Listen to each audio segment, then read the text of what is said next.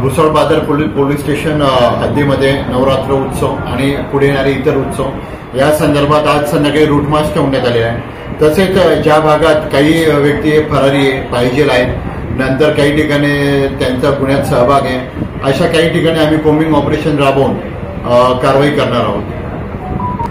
नवरात्र निमित्त जो टायमिंग दिलेला आहे तो 30 तारीख, 1 तारीख आणि 2 तारखेला माननीय जिल्हाधिकारी साहेब यांच्याकडून जो आदेश प्राप्त झाला आहे तो रात्री 12 वाजेचा आहे आणि 3 तारखेला जी मिरवणूक आहे तिचा टायमिंग 10 वाजेचा आहे।